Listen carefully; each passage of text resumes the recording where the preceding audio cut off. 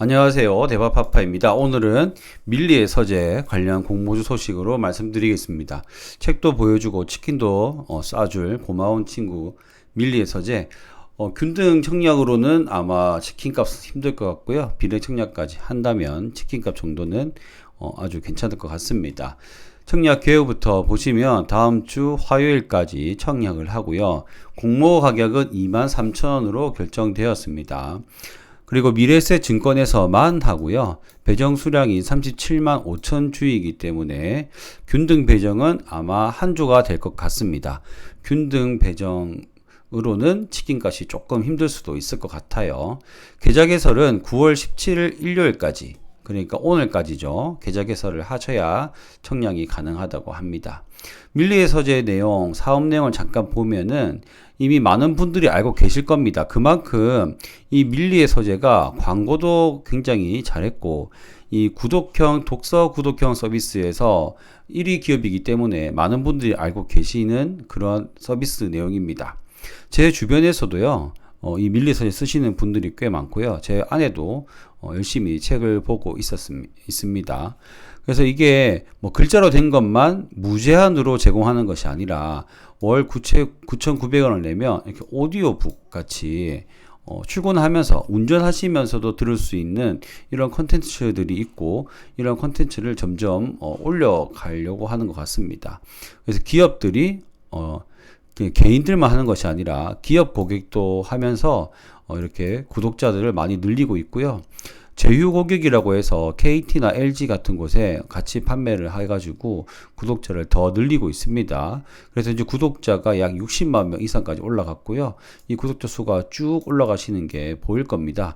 저는 이때 이병헌 배우 관련된 CF가 굉장히 좀 매력적이더라고요. 그래서 연예인들이 오디오북에서 직접 읽어주는 그런 서비스도 제공하면서 이제 많은 일반인들의 그런 관심을 많이 받은 것 같습니다.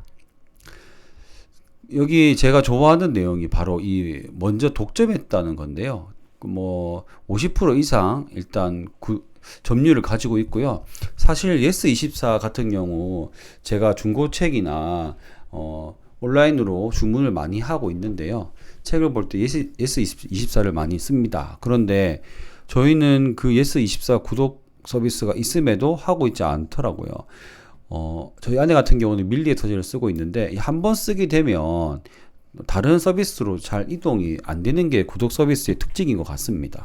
뭐 넷플릭스나 디즈니 플러스도 그렇고 구독 서비스의 이 반복 결제가 굉장히 사업적으로 괜찮은 모델이 아닌가 생각이 되고, 현재 밀리의 서재가 굉장히 높다는 점 아주 좋게 보고 있는 내용입니다.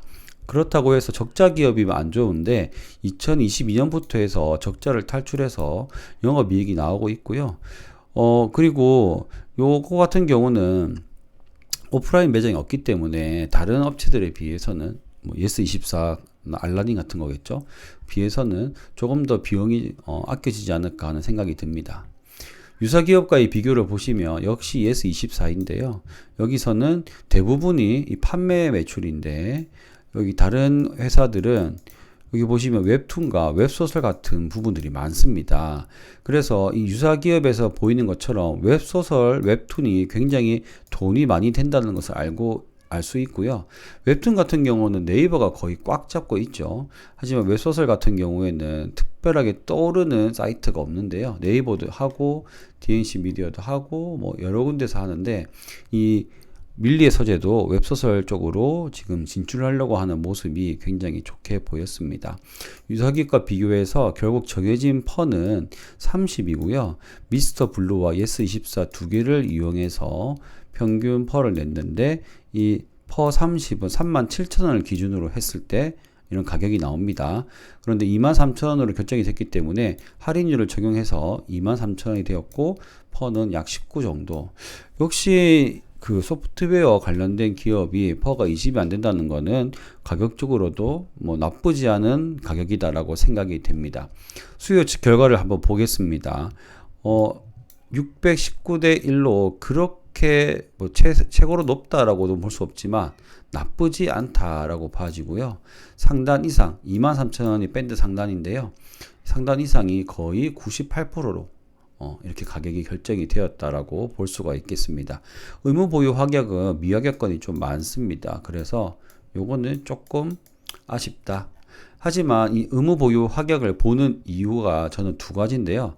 첫 번째는 기관들의 이 종목을 바라보는 의향을 유추하는 것이고, 두 번째는 유통 물량을 보는 것인데요. 다행히도 밀리의서재는 유통 물량 자체는 많지가 않습니다. 왜냐하면 이미 잠겨 있는 금액들이 많아서 유통 가는 비율이 25%밖에 안 되고요. 그리고 공모시 기관 투자자 금액이 제일 많습니다. 기관 투자자 금액이 제일 많아서 여기서 뭐 조금만 확약이 되어도 확 줄어드는데, 확약 이후에 378억 원 정도 약입니다. 그리고 발행 실적이 나오면 더 줄어들 수도 있고요. 그래서 300억 원대의 나쁘지 않은 유통 물량이다 라고 보아집니다. 공모 자금 사용 계획을 보시면은 이런 것들이 있는데, 저는 이것을 좋게 봤습니다. 사업 다각화 중에 장르 사업인데요. 저는 이게 돈이 된다라고 생각을 했거든요. 제가 글 쓰는 재주만 있었다면 웹소설을 했을 수도 있습니다. 이 웹소설 같은 경우 굉장히 그 반복 결제가 많이 일어나고, 평상시에 특히 여성분들이 로맨스 소설이 굉장히 인기가 많은데, 이러한 분야로 진출한다라는 것을 굉장히 좋은 회사의 움직임으로 저는 생각이 되거든요. 웹소설 작가가 돈을 엄청 많이 벌어서 의사인데도 겸업을 하고 이런 경우도 많고, 웹소설도 좋은 게 웹소설에서 웹툰으로도 넘어오고요. 그리고 이게 또 다시 영화로도 가고요. 그리고 이게 서로 왔다 갔다 합니다.